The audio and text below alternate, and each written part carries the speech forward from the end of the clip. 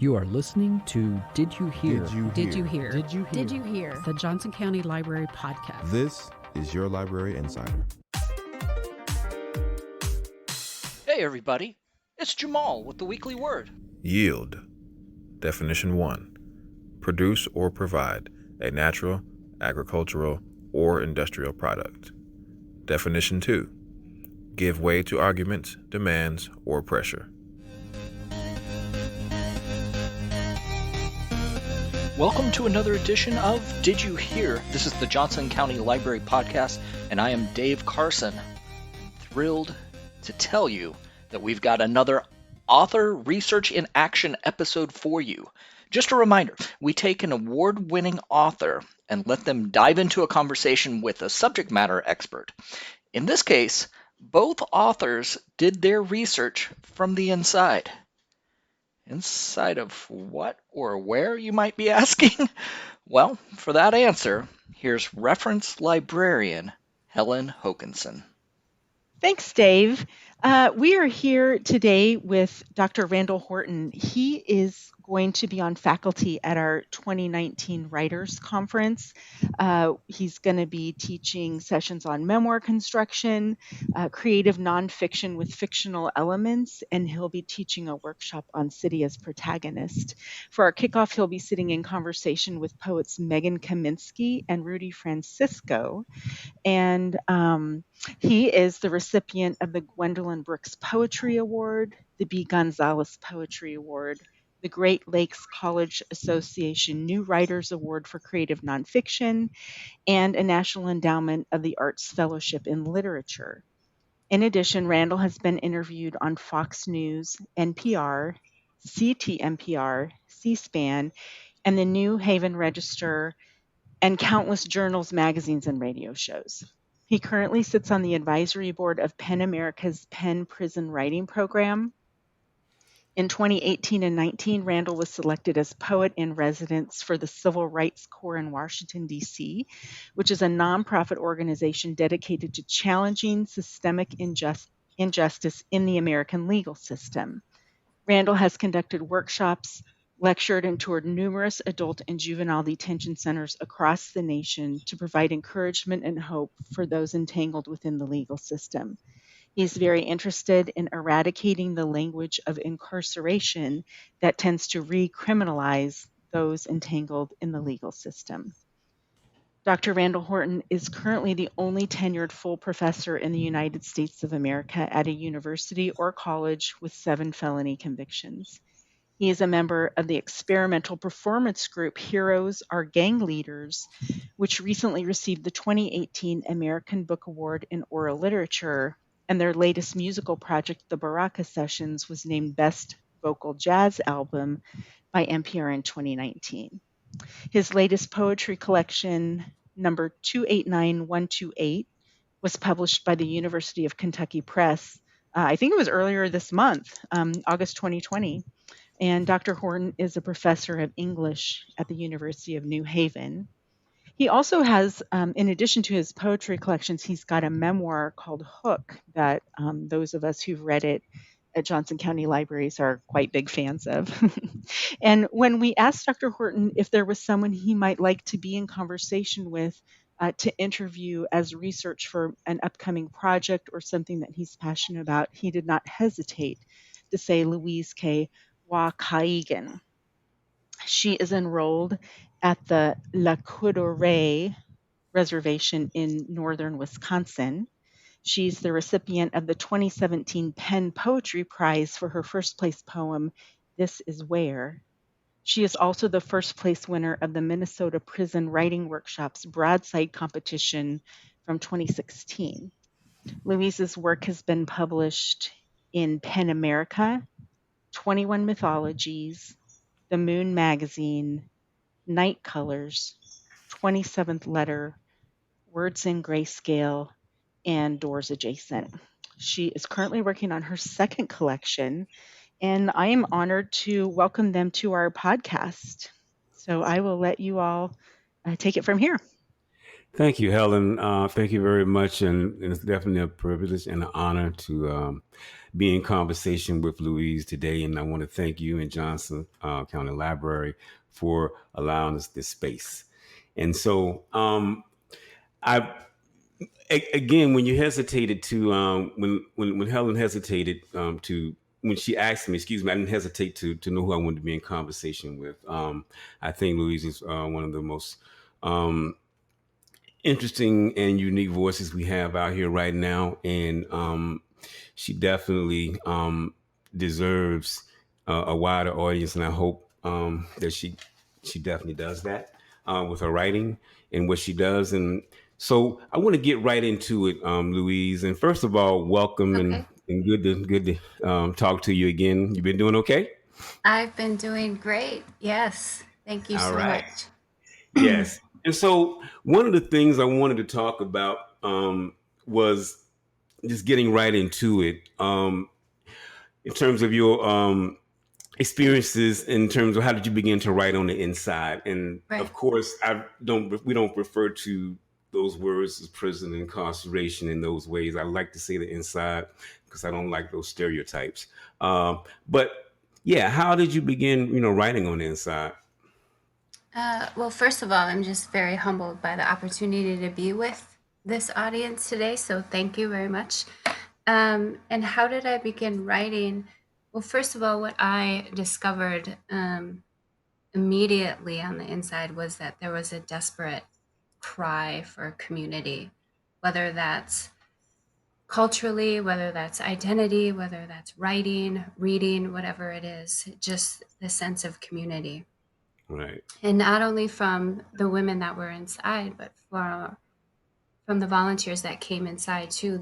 My lasting impression is that they really wanted us to know that we were remembered, even if we didn't feel like that, even if we Mm-hmm. didn't get that connection.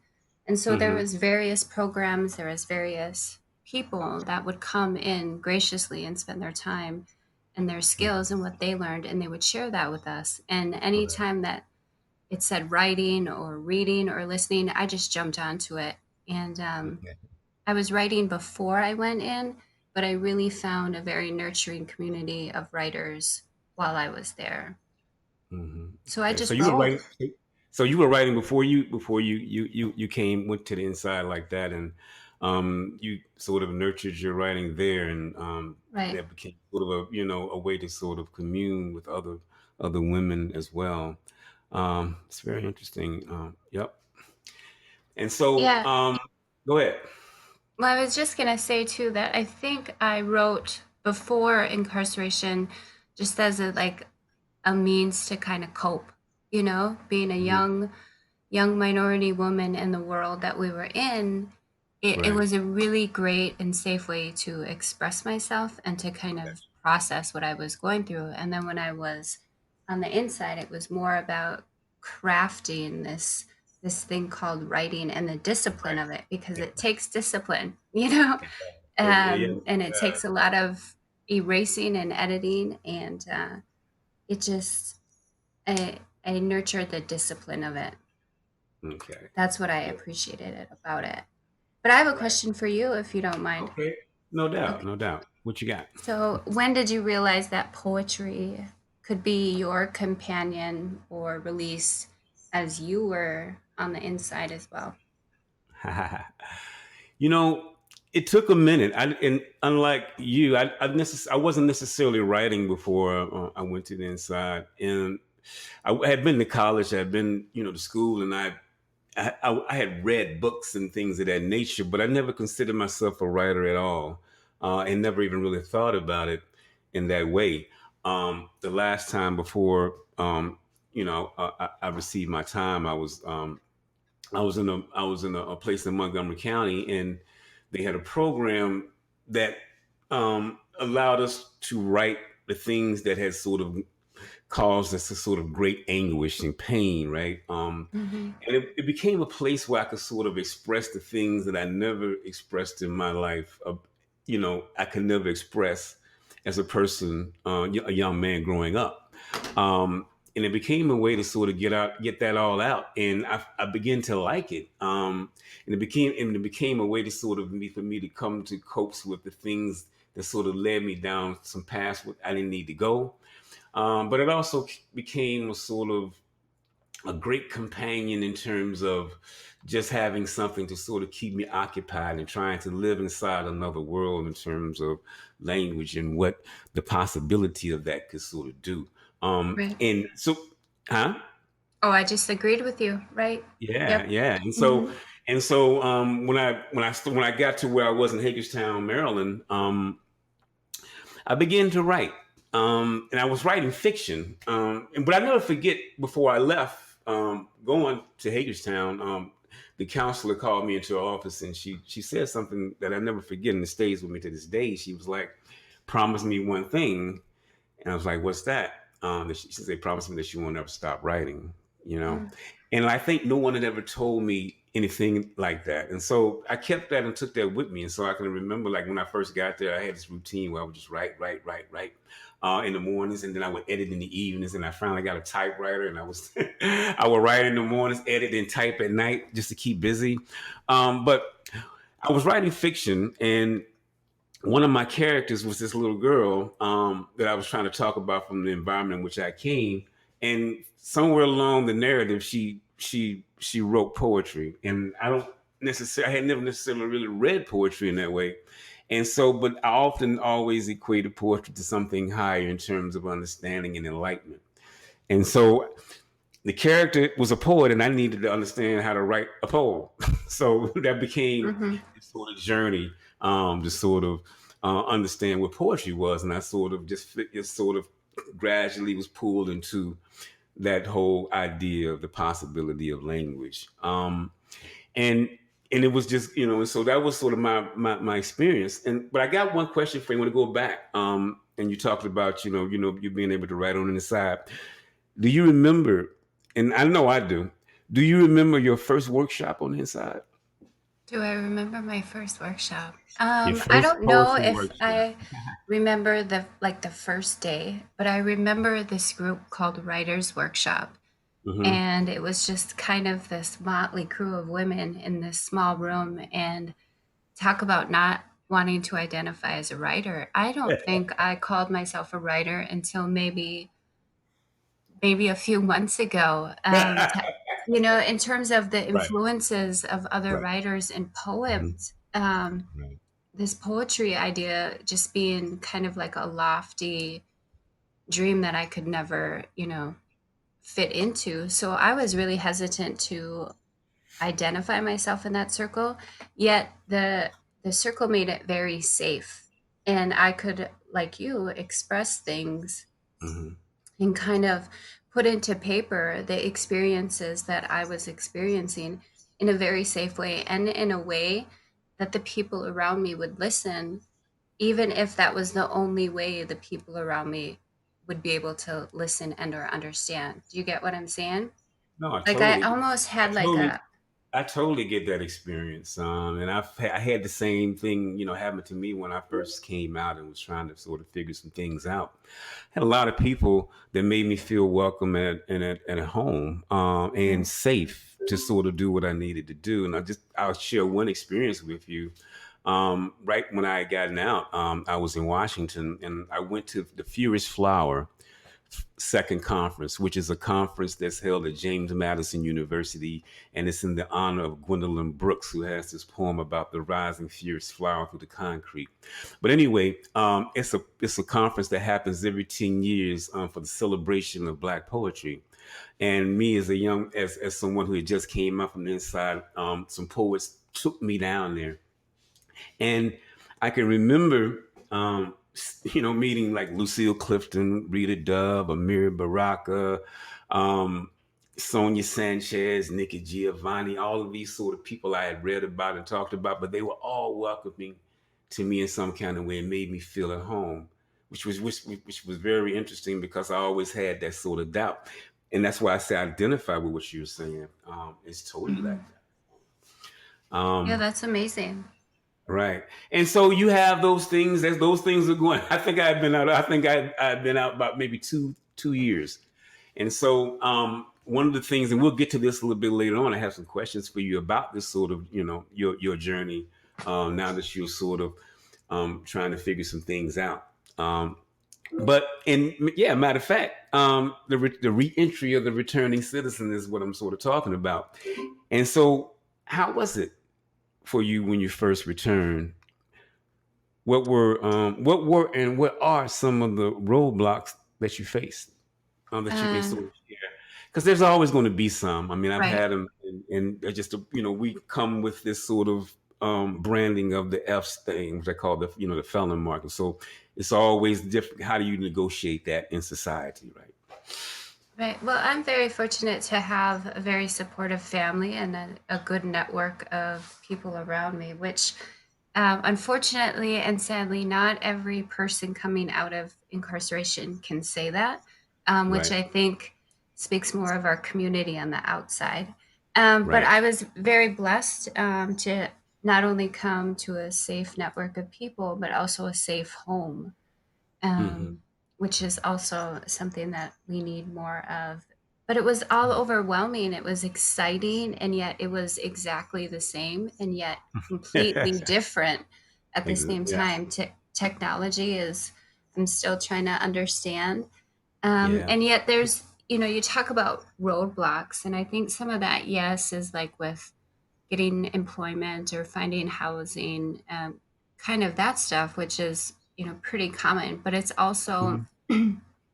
my own kind of fears as to how I'm going to fit into this new world now that I have a felony, right? So it's Right. my own hesitation. And I think that is probably my biggest roadblock, because now in 2020, Randall, there are so many conversations happening about change, about Mm-hmm. injustice, about Right. equality. And so I may have a felony, but somebody else may be an amputee. And so they might be feeling kind of the same insecurities about how do I fit in. And two Right. totally different um, Spectrums, but situations, I still, agree, but yet yeah. still our own personal fear and hesitation of, do I really fit in and can I really do this? And Right. yes, I can. And this is my community. So of course I fit in, right? Right. There you go. Right. Nah, you have to. That's Mhm. sort of how you have to approach it. And those roadblocks are going to be there, and you have to expect those, and you just have to keep on um, trying to find your way. And somebody told me something. He just said, as long as we show up every day and trying to make some kind of positive impact, that's the key, right? Showing That up is every the day. key. Yeah. And I think too, it is the key, just to show up every day, but also I think there's still a little bit of stigma around women incarcerated. No question. And so there might be, you know, different And roadblocks for me I mean, as opposed to you. I've talked about this. I've written about it, and and I think in a piece with Jennifer and Cates, who runs Penn Prison, and about this whole idea of the sort of the challenges. And I had to bring them in. So this essay that talks about the silent ones, and it talks about the many voices that we know to be on the inside that are powerful, that we don't necessarily get those. We don't hear about those on the outside, or even so when the women come out, it's a very different thing in terms of how do you negotiate life after life after being on the inside, but also the stigmas about that. And I think it's a very different set. And I just I totally think it's biased, but I do think there's a different set of these sort of things that women have to face that men don't necessarily have to, and that's sort of not right either. I don't necessarily agree with that. So Right. Yeah. yeah. And so I've been trying, it's something I've been trying to sort of like understand more of myself. So um but at the same time I think you're gonna figure it out. Yeah. um Go ahead. I was just going to ask, well, how was your experience when you were returning? uh, It's a different part of the country. right. You are Yeah, I a can't. male. Yeah. Yeah, I can't. Yeah, it was surreal. It was like I had to keep pinching myself first, to think that I was sort of being able to do all the things that I dreamed about while I was on the inside about if I ever got a chance.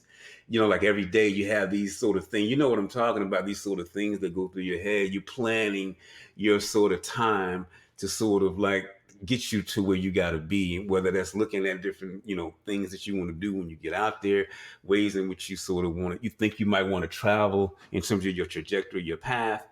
So all of those things are at play, but at the same time, it is a struggle. I had to struggle for, find a job, and I, worked 2 jobs and went back to school and trying to write, and I had to figure out a whole nother way to how to write because, I was, I had a lot of time before, and Right. so, right. And so how to sort of negotiate all of that. And there was these roadblocks. I was reincarcerated, I think after maybe a year and a half. Not reincarcerated, excuse me. I was sort of like, it was a mistake, but they picked me up and locked me up for like 3 days on something that was like 6 or 7 years old that had been dismissed. And all of this time, but then one day I go knock on the door, and then there's this, and I'm like, oh man, for real, So you're back there, and you're like, man, how is this possible? Right. So you have to deal with that whole traumatic thing, and it's just interesting, man. But there's always been something I've come to expect that, and I think it sort of builds it makes me a little bit stronger each time I sort of overcome some of those things, and it gets a little easier too. But I think one of the things I'm constantly, even now, trying to deal with is sort of like how can I put this?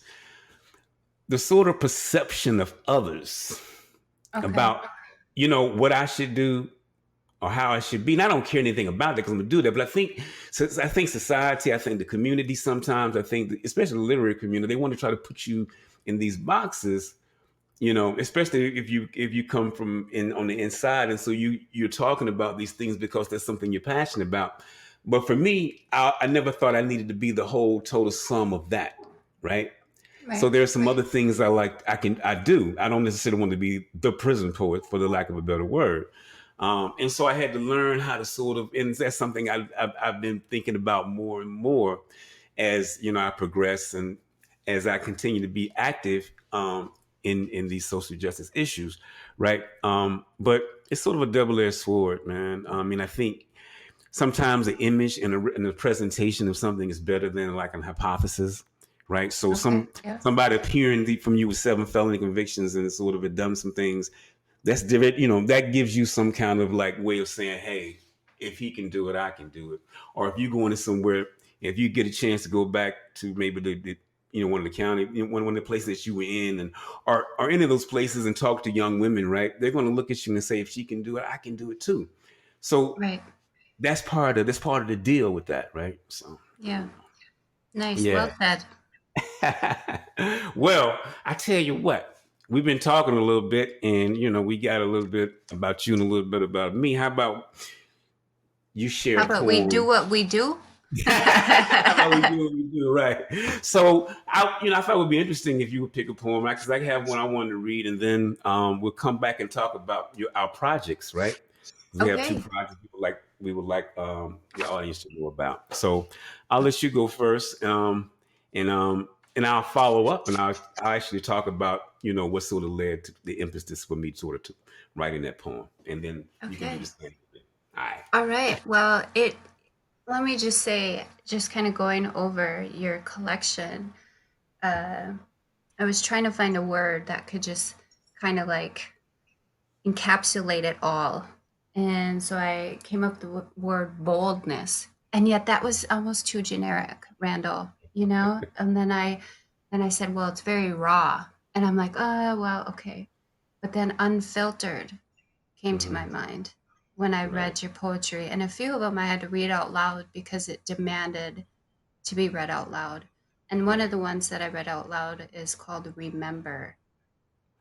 And Randall, so I'm going to read this one, and then I'd love to hear the background on it from you, because it captivated me in such a way that just demanded attention. And I love it when writing does that. So I'm just going to go right in. All right. Go. Remember, do not turn from the difficult thesis. Think back to the slim praying man in cell 15 with needles stuck in vein. Religion nor dope can stop time. Remember 72 in a unit built for 30, that never ending revolving door, or the overcrowded choir singing, I am the wretched of the earth. Typed on a Smith Corona at night, how cell 23 demanded rabbled art. What about the couple in cell 22? Lifers who found love doing a bid. Father and son as cellies on the top tier. No generation will be left behind. Too many bodies lingering in limbo. The worn out illusion of truth. See. Memorialized faces you will forget. Victim turned perpetrator in cell 6. Sold at age 8 for a bag of meth. Nothing is black and white. Ouch, Randall. Ouch. Okay. If we were in person, I would be snapping my fingers away at you. Okay. Tell me about that. Wow. Well, it's the reality of the prison industrial complex, and it's the reality of the criminal justice system in terms of what happens when someone goes on the inside. And there's a whole lot. It's really another world. And I'm not going to talk to. I'm talking to the audience now because, Louise, I know you know a little bit. I know you know this. And so there's a lot going on. There's different narratives, man. And so when I was getting ready to get out, and I've been thinking about this for years. This poem just didn't manifest itself overnight.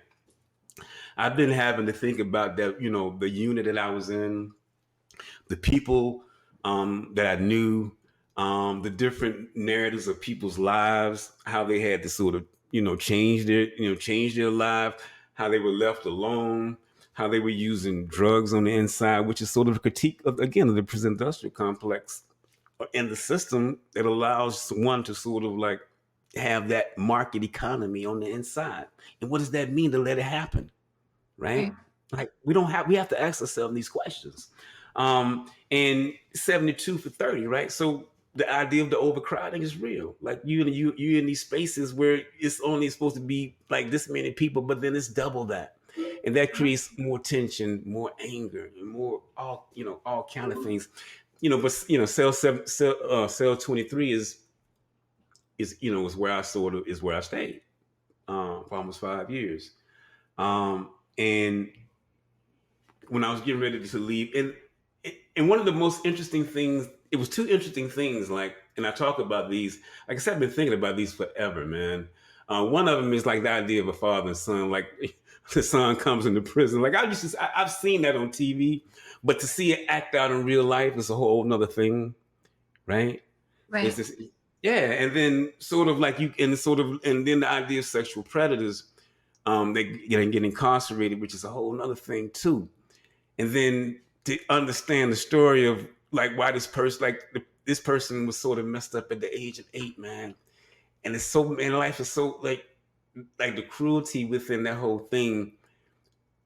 It's just something like we can't even begin to understand. How do we understand that and negotiate that? How do you work with that? All of these things that happen in one unit. This is one unit, and there were many, right? And and as you leave this place, like, what is it that you want to think about? These are the things that sort of like stay with me. I don't care how much I change. I don't care, how many degrees I get. That's sort of always going to be with me, man. So, and that's sort of like that's sort of my passion, for the things that I do, because I know I don't ever claim to be some great miscarriage of justice, right? In terms of the things that I did and why the things that happened to me. But I've seen some injustice, and I've seen, the way in which time destroys a person. I think there's a better way. Anyway, enough of me. Let's get to you. How about that? Okay. And just the audience, and just for the audience, I want to let them know, I'm an editor at Willow Books, right? And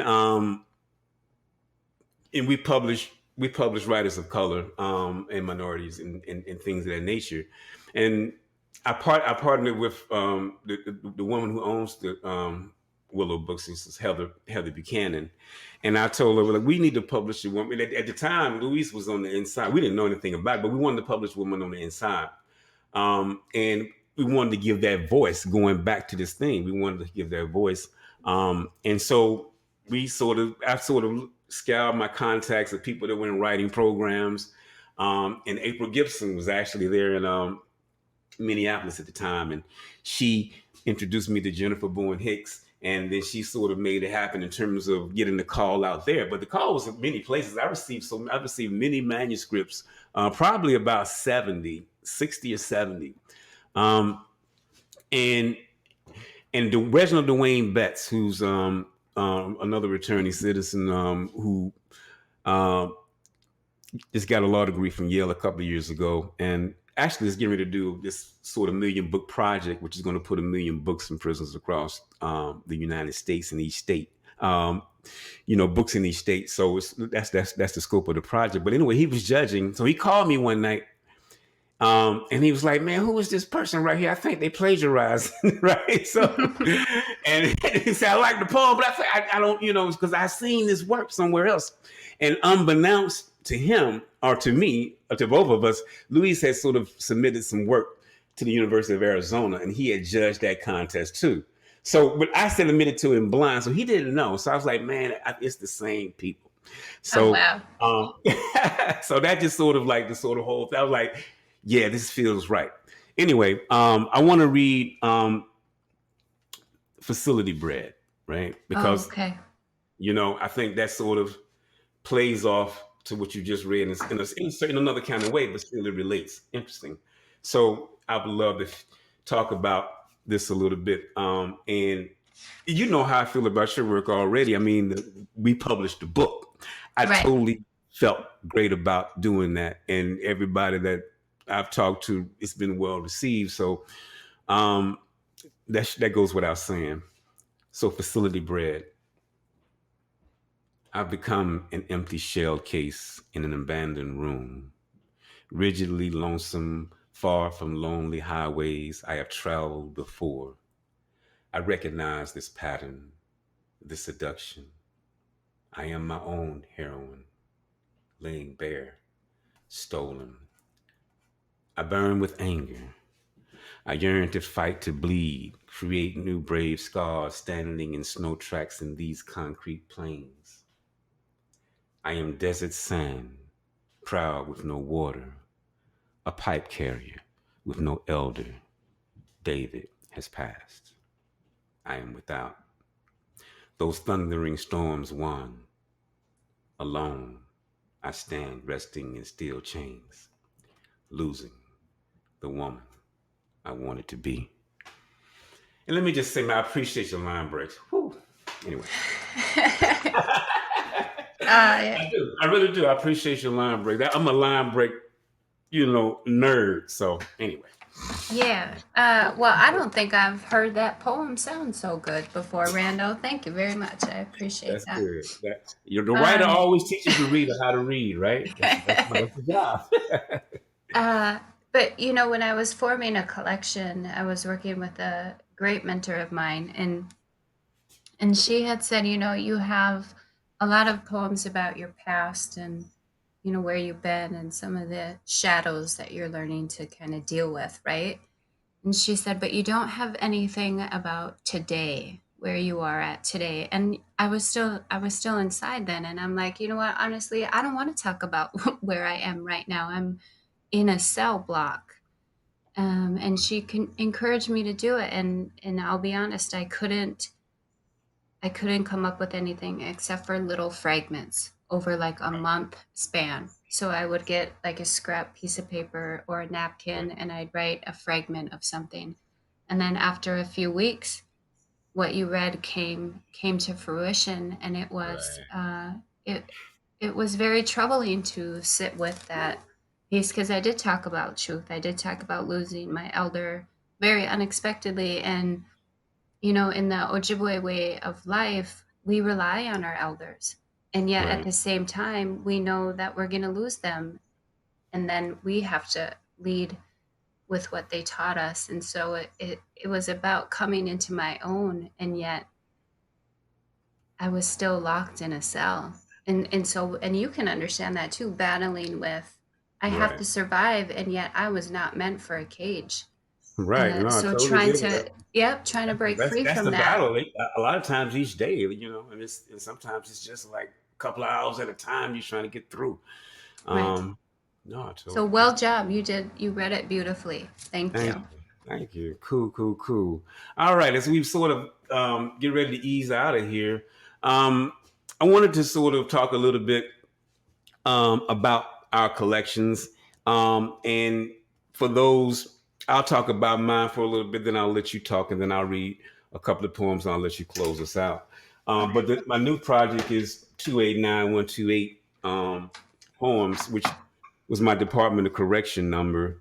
And what I'm trying to do is sort of like highlight the sort of things that happen within the prison industrial complex.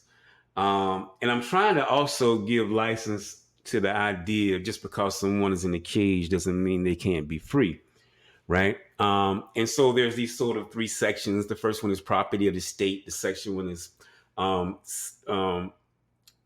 cell 23, poet in residence. So that's the section which I sort of like try to sort of think about the ways in which people, one is sort of on the inside and has to sort of imagine another world. Like, what is that? What does that mean? And then the second and the last part is sort of that reentry. And I think remember is sort of the last piece or the first piece, I think, if I'm not mistaken. And it goes into poet in New York. And so it's sort of these observations on New York City through the eyes of someone who's.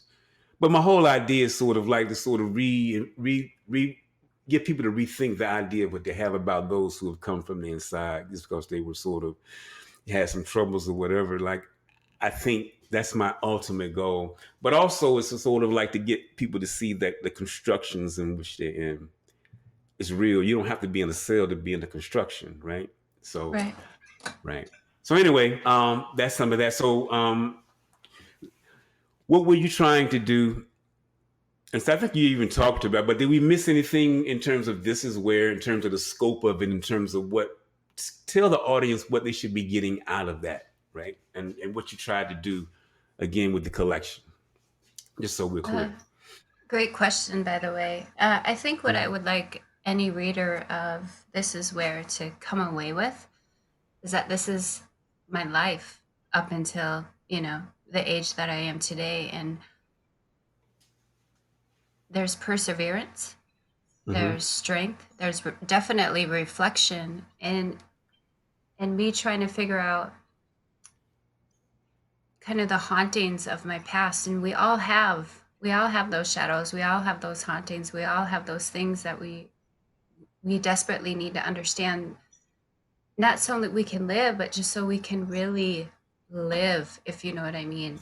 No, I got you. And you may not have ever been on a reservation or may have never been to Wisconsin or anything like that, but whoever the reader is, I know that there's been hurt, there's been sorrow, and there's Right. been pain and a desperate need to keep going. And I'm so thankful for the people and the experiences that I have, um, that have taught me that I can keep going. My mom told me at one point in time, life goes on. And ouch, that hurt the first time I said it, because I wanted life to stop. No, I get it. Um, but The praise first God time for you that get statement. that. Yeah, life does go on. And I think, Yeah, this is where may help in that process. I hope that's my humble request. got you. Cool, cool, cool. All right. So let me read two poems from 289128. Let's try to read a couple of quickies. Let's see. 289128, property of the state, rhetorical perhaps. We do not experience movement, the cell, a setting, a chronic theme. We do not experience, only exist in the frame behind the cell. We stand each step in place with the next still. Standing, we do not move until told. This instant, we only have moments, mementos relived in slow motion, a cinematic dream. I see you, the good, while we evildoers rot like pomegranate, once sweet, fresh, and vibrant. Rehabilitation is love letters to a ghost. Discourse in the day room, we look at the world on TV to see our false selves inside a constructed frame until told we enter as if we never left. 289128, property of the state, or this malice thing never to be confused with justice. Nothing symbolic, okay? Dark is dark, cage is cage, hunted and hunter are both in the literal. Make belief and what ifs do not exist. A lie, nothing cryptic here. Okay, rape is rape, prey must pray. No minute in the future safe from quiet insertions of a shank and masking tape. Okay, nothing here infinite. Only time is constant to the merciful and merciless. There are no allegories to hide behind. He slit his wrist, mean he slit his fucking wrist. Okay? There's a cell with one window just before day. Dawn's early demise magnifies a dull metal toilet. The cool water cooling 2 canned sodas. Each wall a slab of soft gray cinder block. No posters featuring eroticized women with an exclusive and blacktail. Okay? The wall that slits the light does not reveal nothing new ever. The expose, the changing same. Always a holding. One window offers a gateway. My face pressed against the window in time rules this empire. Okay? The mind held hostage by time. Mind and body conjoined twin. The other wall holds a frame. The frame holds a metal door to contain utter disbelief of the visible. Walls are gray, not like summer, but darker. Yes, there's darkness. Okay? Mm. Okay, you can read now. And you want me to follow you? That's what you're. I want you to bring it home. I want you to bring it home. Wow, wow. Epic is the only word I have for you right now. So I will try to stand next to you with that work. I will read commonality between tribes. Okay. I watched tears drop down her cheeks as she shielded her tattooed, skinny arms over her slouched frame. I kept my head down, aware of others around us. She fought those tears, blatant, submissive combat. We were not in a prison day room anymore. She took me beyond to the gravesite of her deceased. I didn't ask to go. I wanted distance between us. She spoke of death and its aftermath on her life and posture. Sitting by her side, I wasn't thinking of her pain. I went to the yellow house in 6 Mile, the last house I seen Bobby alive in. I didn't get distance from her. She didn't make peace with her tears. Silence betrayed us both. And my last one I will read is called No, I Am Not. It was a line from a poem I read by Leonard Peltier. So he was kind of the molding inspiration for this. No, I am not. If my guilt makes me holy, why must I feel dirty, shame-ridden, empty, so Indian? Where is this redemption that I seek? Redemption my grandparents died for. I only see Kamad cans, reservation pride, hand-me-downs, and borrowed moccasins. Will I be what I crave? Free.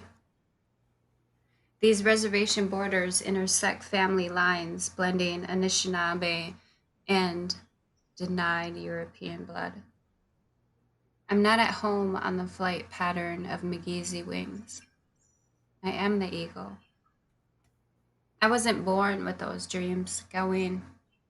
Sweet grass burned them into my wretched soul, the winter of 1979. My first winter.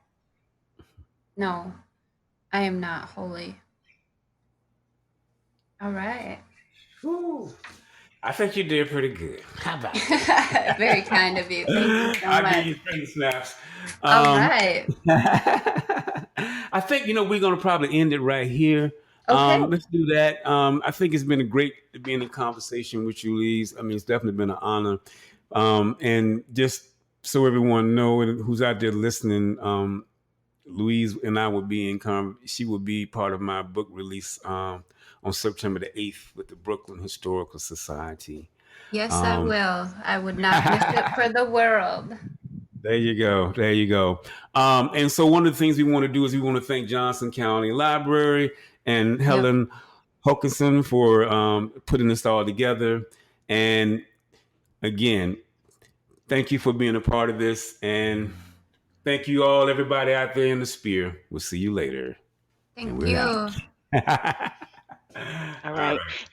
Thank you, both Dr. Randall Horton and Louise Waukegan. It's been lovely. You guys were great. So. Take care.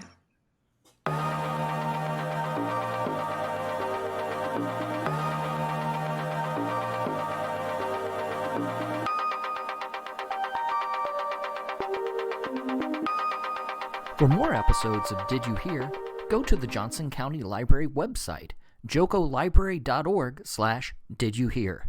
Please, stay safe, everyone.